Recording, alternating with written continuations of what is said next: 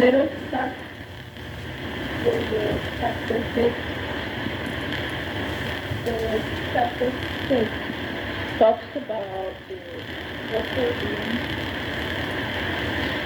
the bone of the upper limb, the superficial structure of it, the anterior thoracoappendicular muscles like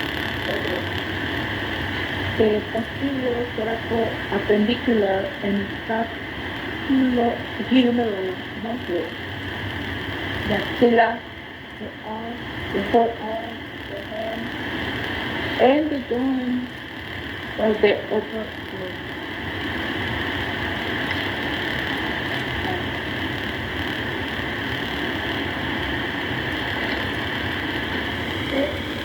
The upper limb, also known as extremity,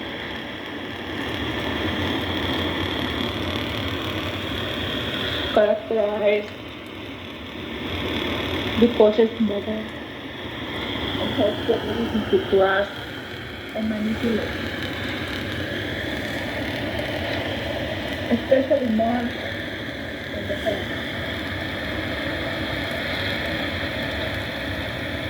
And by performing manual activities like the use of the hand, right?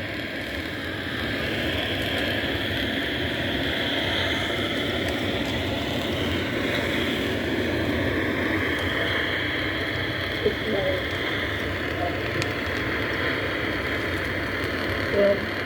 money. And it's not usually involved in one very.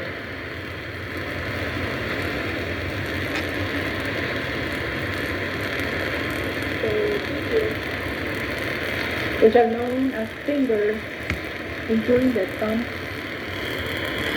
are the most mobile.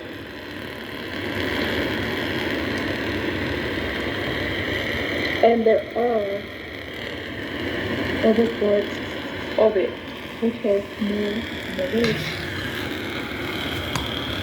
in comparison with the lower limb. And the upper limb is formed of 4 segments: the pectoral girdle, bony ring, incomplete posteriorly, formed by the scapulae and clavicle, which is completed anteriorly by the manubrium of the sternum, which is also known as breastbone.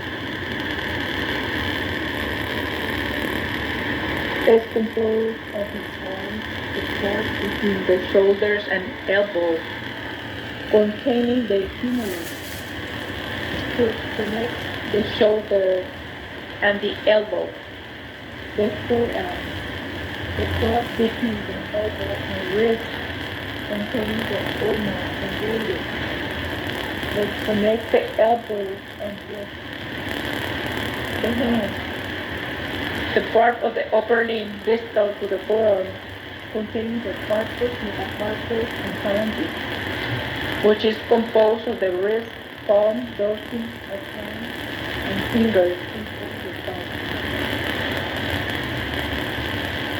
The upper limb bones are the pectoral girdle, which is known as shoulder girdle, the bones of the free part of the upper limb from the superior free part of the appendicular skeleton.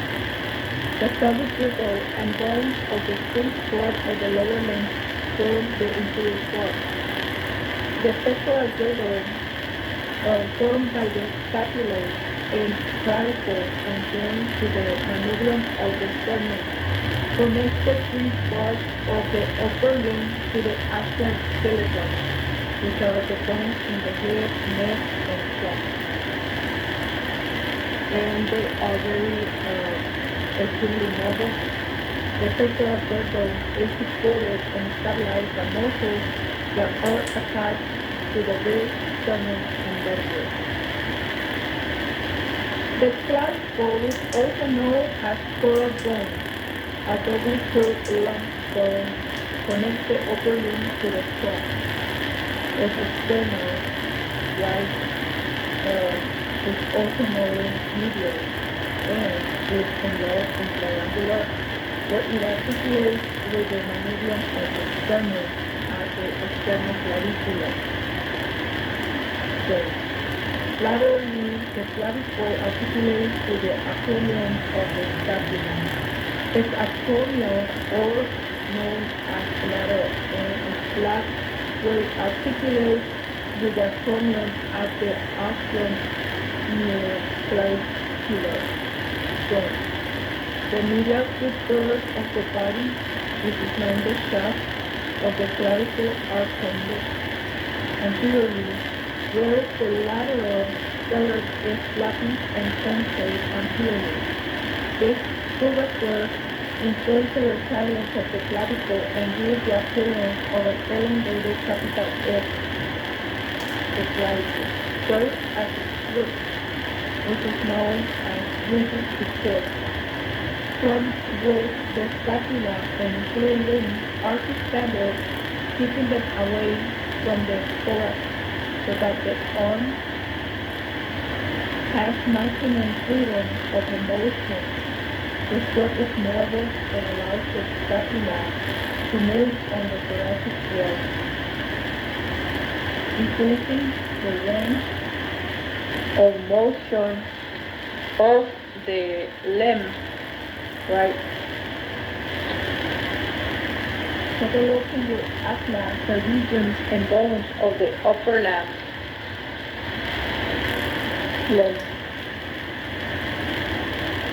Fixing the stroke in position, especially following its elevation, enables elevation of the wings for deep respiration, and which is the inspiration, right?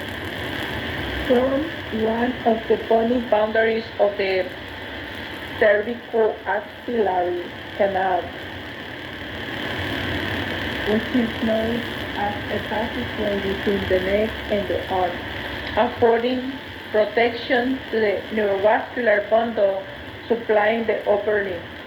Transmit shocks, which are the traumatic impacts from the upper limb to the axial skeleton.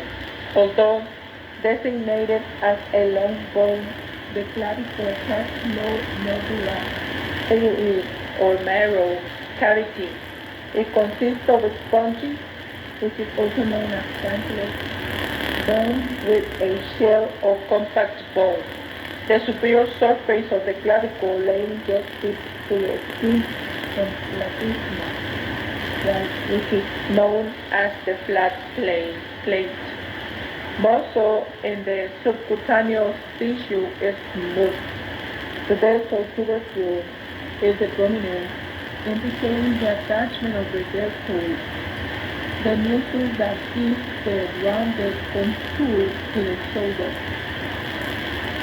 The inferior surface of the clavicle is rough because strong ligaments bound into the first rib near its sternal end and suspend the scapula from its acromial end. The phonoid tubercle near the acromial end of the clavicle gives attachment to the phonoid ligament. The medial part of the thoracolclavicular ligament, the subclavian groove in the medial third of the clavicle, is the site of attachment of the subclavius muscle, more medially in the impression for the postclavicular ligament, which binds the first rib to the clavicle. Near the acromial end of the clavicle is the trapezoid line, to which the trapezoid ligament attaches. It is the lateral part of the thoracolclavicular ligament. Right? Take a look in your atlas, the bones of the upper limb. Take a look also the clavicle, the polar part, the superior and inferior surface, and all the part that are. The scapula shoulder blade is also known. It's a triangular flat bone that lies on the posterolateral aspect of the shoulder, overlying the second to the seventh rib. The concave costal surface for most of the scapular bones allows the scapular surface. The convex posterior surface of the scapula is unevenly divided by the spine of the scapula into a small supraspinous fossa and a much larger infraspinous fossa. The broad bony surface of the three fossae provides attachment for placing muscles.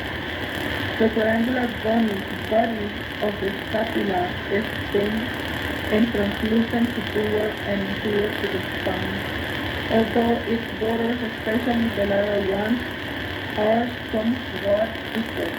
The spine of the scapula, a thick projecting ridge of bone, continues laterally as a flat expanded acromion,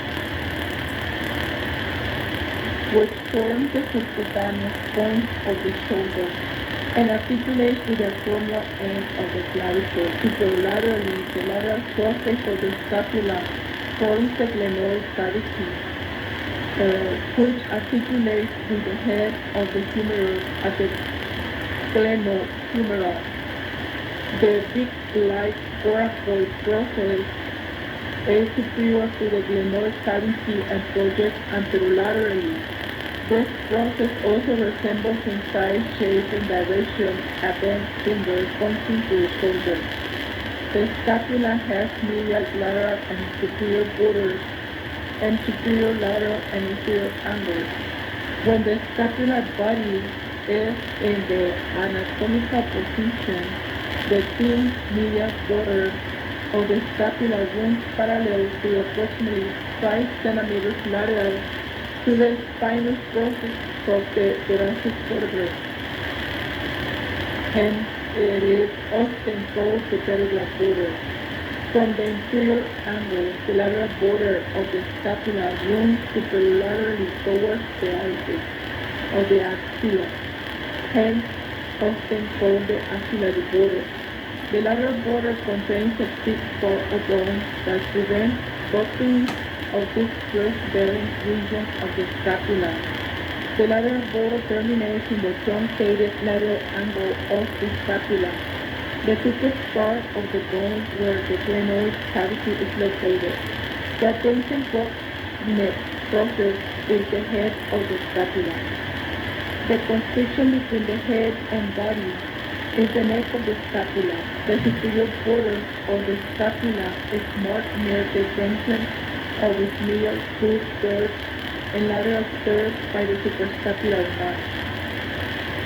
The notch is located where the superior border joins the base of the coracoid process.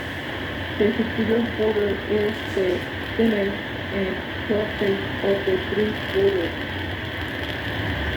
The glenoid cavity for reception of the head of the humerus is a shallow concave oval fossa, approximately 4 centimeters long and 2 to 3 centimeters wide. It faces anterolaterally and slightly superiorly. The scapula is capable of considerable movement on the thoracic wall at the conceptual scapulo-thoracic joint. This movement, enabling the arms to move freely, are discussed subsequently with those that move the scapula. In addition to giving attachment to muscles, the glenoid cavity of the scapula forms the socket of the shoulder joint. The humerus, smallest as the arm bone, the largest bone in the upper limb, articulates to the scapula at the scapulohumeral, which is also known as shoulder joint, and the radius and ulna at the elbow bone. The proximal end of the humerus has a head, neck, and greater and lesser tubercles. The ball-shaped head of the humerus articulates to the glenoid cavity of the scapula.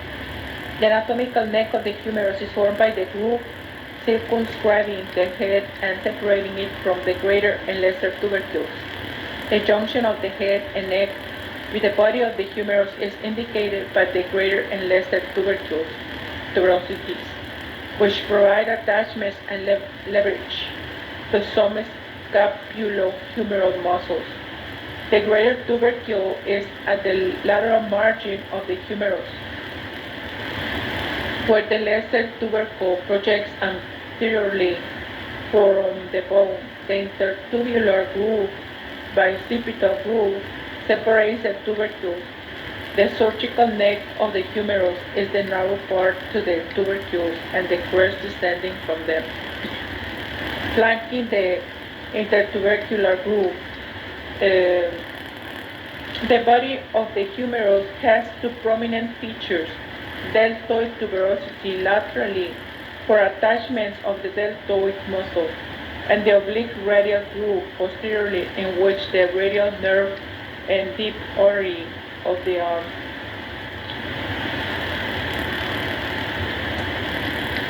Lie as they pass between the medial and the long and then the lateral head of the triceps brachii muscle. The inferior end of the humerus widens as the sharp medial and lateral supracondylar ridges form, and then distally in medial and especially prominent lateral extensions, the epicondyles providing for muscle attachments. The distal ends of the humerus, including the epicondyles and trochlea, and capitulum, and the olecranon, coronoid, and radial fossae, constitutes the condyle of the humerus. The condyle has two articular surfaces, a lateral capitulum, little head for articulation with the head of the radius, and a medial trochlea for articulation with the proximal end of the ulna, superior to the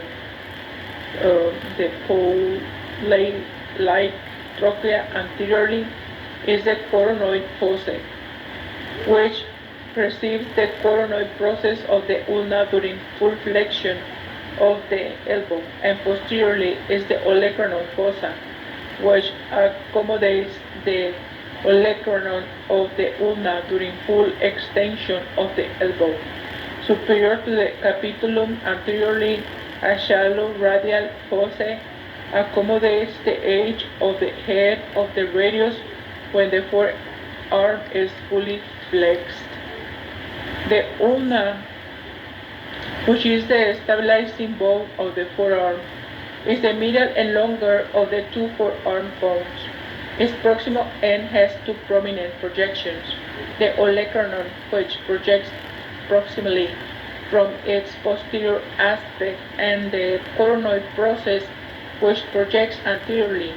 The anterior surface of the olecranon forms the posterior wall of the trochlear notch, which articulates with the trochlea of the humerus. On the lateral side of the coronoid process is a smooth, rounded concavity, the radial notch, which articulates with the head of the radius. Inferior to the coronoid process is the tuberosity of the ulna, for attachments of the tendon of the brachialis muscle.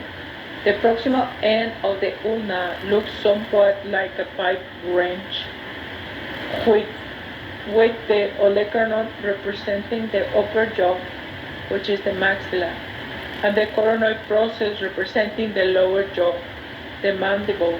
The trochlear notch is the mouth of the wrench.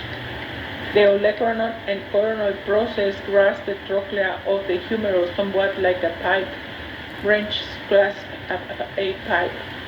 Inferior to the radial notch on the lateral surface of the ulna is a prominent ridge, the supinator crest. Between it and the distal part of coronoid process is a concavity known as the superior fossa. The deep part of the supinator muscle attaches to the supinator crest and fossa. The body of the ulna is thick and cylindrical proximally, but it tapers, diminishing in diameter as it continues distally. and its narrow distal end is a somewhat abrupt enlargement forming a disc-like head and a small conical styloid process. Note that the head of the ulna lies distally. The articulation between the ulna and the humerus allows primarily only flexion and extension of the elbow joint. Although a small amount of adduction occurs during pronation and supination of the forearms. The radius is the lateral and shoulder of the two forearm bones. Its proximal end consists of a short cylindrical head, a neck, and a medially directed tuberosity. Proximally, the smooth superior aspect of the head of the radius is concave for articulation with the capitulum of the humerus during flexion and extension of the elbow joint. The head also articulates peripherally with the radial notch of the ulna, thus the head is covered with articular cartilage. The neck of the radius is relatively constricted between the head, which overhangs it. At the tuberosity, the oval radius tuberosity separates the proximal end, head and neck of the radius from the body. The body of the radius has a lateral convexity and gradually and progressively enlarges its girth as it passes distally. The distal end of the radius is essentially rectangular when sectioned transversely. Its medial aspect forms a concavity, the ulnar notch, which accommodates the head of the ulna. Extending from its lateral aspect is the radial styloid process. The dorsal tubercle projecting dorsally lies between grooves from the passage of the tendons of the forearms muscles. The bones of the head, the skeleton of the wrist, the carpus, is composed of 8 carpal bones, carpals, arranged in 2 rows of 4 each. The small bone gives flexibility to the wrist. The carpus is markedly convex from side to side posteriorly and concave anteriorly, augmenting movement at the radiocarpal joint or wrist. The 2 rows of carpal glide on each other. In addition, each bone lies on those adjacent to it. The carpals are attached to each other by interosseous ligaments from lateral to medial. The 4 bones in the proximal row of carpal bones are the scaphoid, a bow-shaped bone that articulates proximally with the radius and has a prominent tubercle. The lunate, a moon-shaped bone that articulates proximally with the radius and is broader anteriorly than posteriorly. The triquetrum, or three-cornered pyramidal bone that articulates proximally with the articular disc of the distal radio-ulnar joint. The pisiform, a small pea-shaped bone that lies on the palmar surface of the triquetrum. Right. And we have over here the lateral to medial, right? The 4 bones in the distal row of carpals are the trapezius, which is 4-sided, the trapezoid, which is wedge-shaped, the capitate, which has a rounded head, the hamate, which is a wedge-shaped and has a hooked process, right? The proximal surface of the distal row of bones articulate with the proximal row of carpals, and the distal surface articulate with the metacarpals. The skeleton of the hand between the carpus and phalanges, the metacarpus, is composed of 5 metacarpal bones, known also as metacarpals. Each metacarpal consists of a body and 2 ends. The distal ends or heads of the metacarpals articulate with the proximal phalanges and form the knuckle of the fist. The proximal ends or bases of the metacarpal articulates with the carpal bones. The first metacarpal, right, known as the thumb, is the thickest and shortest of the metacarpals. The third metacarpal is distinguished by a styloid process on the lateral side of its base. Each digit has 3 phalanges, except the first, the thumb, which has 2. However, they are stumper than those on the fingers. Each phalanx has a base proximally, a head distally, and a body between the base of the head. The proximal phalanges are the largest, the middle ones are intermediate in size, and the distal ones are smallest. Each terminal phalanx is flattened and expanded at its distal end to form the nail bed. Take a look in your atlas, the bones of the head, right? Each over the anterior side, posterior view, and the posterior view. Superficial structures of the upper limb. Deep to the skin is subcutaneous tissue, which is the superficial fascia, containing fat and deep fascia surrounding the muscles. If nothing, which is no muscle or tendons or bursae, for example, intervenes between the skin and bone, the deep fascia is usually attached to bone. The fascia of the upper limb, right, is the fascia of the pectoral region is attached to the clavicle and sternum. The pectoral fascia invests the pectoralis major and is continuous inferiorly with the fascia of the anterior abdominal wall. The pectoral fascia leaves the lateral border of the pectoralis major and becomes the axillary fascia, which forms the floor of the axilla, which is known as the armpit. A fascial layer fascia extends from the axillary fascia and crosses the pectoralis minor and subclavius muscles, and then attaches to the clavicle. The part of the clavicle pectoral fascia superior to the pectoralis minor, the costocoracoid membrane, is pierced by the lateral pectoral nerve that primarily supplies the pectoralis major. The part of the clavicopectoral fascia inferior to the pectoralis minor, the suspensory ligament of the axilla, supports the axillary fascia and pulls it and the skin inferior to it upward during abduction of the arm, forming the axilla or armpit. A sheath of deep fascia, the brachial fascia, encloses the arm like a sleeve. It is continuous superiorly with the pectoral and axillary layers of fascia. The brachial fascia is attached inferiorly to the epicondyles of the humerus and the olecranon of the ulna, and is continuous with the antebrachial fascia. The deep fascia of the forearm, 2 intermuscular septa, the medial and lateral intermuscular septa, extends from the deep surface of the brachial fascia to the medial and lateral supracondylar ridges of the humerus, dividing the arm into anterior flexor and posterior extensor fascial compartments, each of which contains muscles serving similar function, nerves and blood vessels that supply them. These fascial compartments are separated by an interosseous membrane connecting the radius and ulna.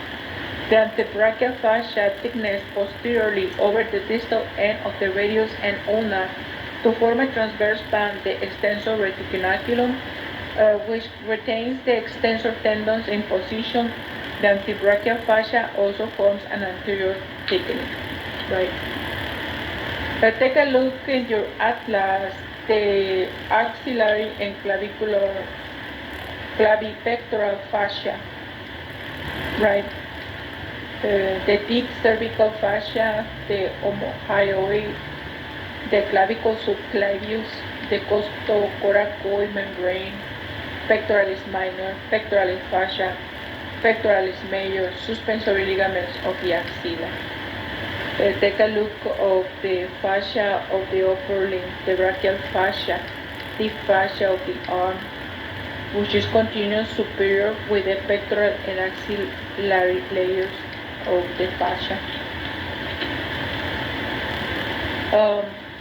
The central part of the palmar fascia, the palmar aponeurosis, is thick, tendinous, and triangular.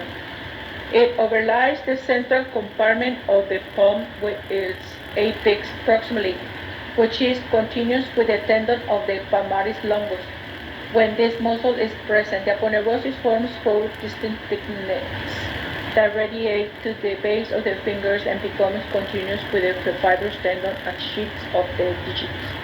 The bands are transversed distally by the superficial transverse metatarsal ligament that forms the base of the triangular palmar aponeurosis. Innumerable minute strong skin ligaments, right, which is also known as reticula cutis, extends from the palmar aponeurosis to the skin. These ligaments hold the skin close to the aponeurosis, allowing little sliding movements of the skin. Let us stop right here and let us continue with it in a little bit while.